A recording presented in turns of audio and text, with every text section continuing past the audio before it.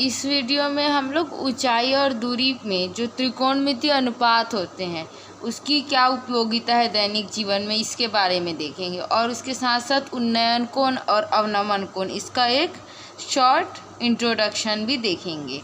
तो शुरू करते हैं। अध्याय 10 ऊंचाई एवं दूरी। जैसे हम लोग त्रिकोणमितीय अनुपात पढ़े थे इसके पहले वाले वीडियो में, तो हम लोगों ने क्या किया था, केवल सूत्रों को देखा था और उसके सहायता से जो थे सर्वसमीका की सहायता से हमने जो है कुछ स्पेशल केसेस के लिए एक्स का मान निकाला था, एक्स या थीटा का मान निकाला था और सर्वसमीका भी सिद्ध किए थे। अब इस वीडियो में हम लोग क्या करेंगे, उसका दैनिक जीवन में क्या उपयोग है और जो त्रिकोणमितीय उसका यूज़ करके हम लोग कैसे जो है भवन होते हैं, जैसे कि त्रिकोणमितीय अनुपातों का यूज़ करके हम कैसे भवन, पेड़ों, ग्रहों, तारों आदि की पारस्परिक दूरी एवं ऊंचाई निकाल सकते हैं।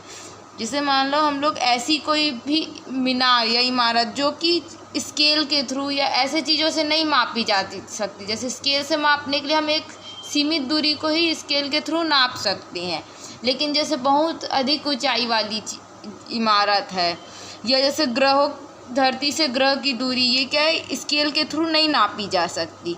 तो इसके लिए हम क्या करते हैं, त्रिकोणमितीय अनुपातों का उपयोग करते हैं। पॉइंट है दृष्टि रेखा। दृष्टि रेखा क्या है, एक काल्पनिक रेखा है जो कि क्या बोलते हैं, जो हमारा तल है जिस पे जो प्रेक्षक खड़ा हुआ है। मान लो ये क्या है, क्षैतिज तल है, इधर क्या है, कुछ दूरी पर प्रेक्षक खड़ा होगा, जो वस्तु है वो इस तरीके से रहेगा यहाँ पास, और यहाँ जो है कोई उसको देखने वाला खड़ा है। देखने वाला मतलब ऑब्जर्वर या प्रेक्षक कहते हैं। तो जो जिस तल पे वस्तु है और जिस तल पे जो प्रेक्षक है उन दोनों को मिलाने वाली रेखा को हम कहते हैं क्षैतिज रेखा।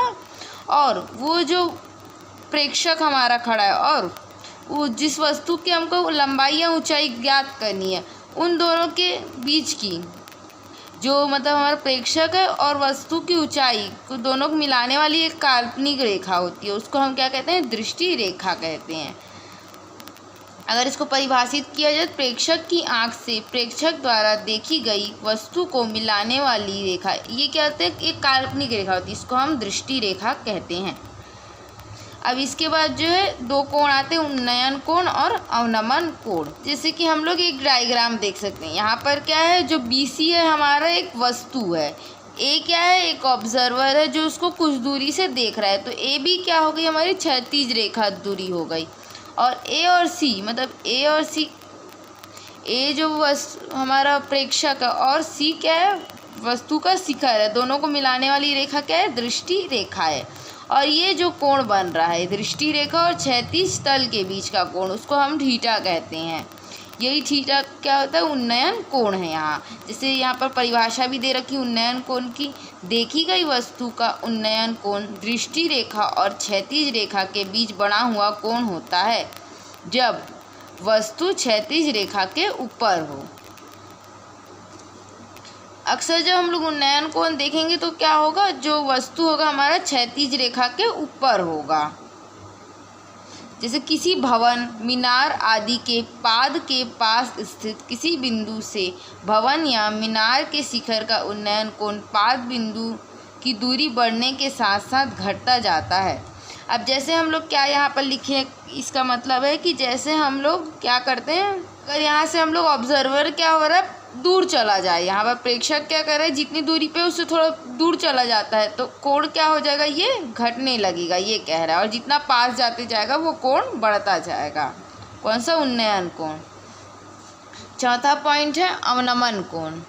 अवनमन कोण क्या कहलाता है, मान लो इसमें क्या होना चाहिए, जो हमारा वस्तु होगा वो क्षैतिज रेखा से हमेशा नीचे की ओर होगा।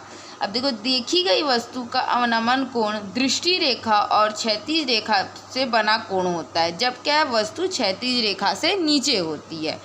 यहाँ पर हम लोग देख सकते हैं, ये क्या है अपना, यहाँ पर क्या होना चाहिए, जो वस्तु होगी क्षैतिज रेखा के नीचे होगी और उन्नयन कोण में क्या होगी, वस्तु क्षैतिज रेखा के ऊपर होगी। किसी भवन, मीनार आदि के शिखर से उसके पाद के पास स्थित किसी बिंदु के अवनमन कोण का मान पाद से बिंदु की दूरी बढ़ने के साथ साथ घटता जाता है। यहाँ पर भी हम लोग जैसे कि उसके बीच की दूरी बढ़ा दे, वस्तु और जो प्रेक्षक है उसके बीच की दूरी को बढ़ा दे जाए तो क्या होगा, अवनमन कोण का मान घटता जाएगा। ये चीज़ यहाँ पर लिखा हुआ है।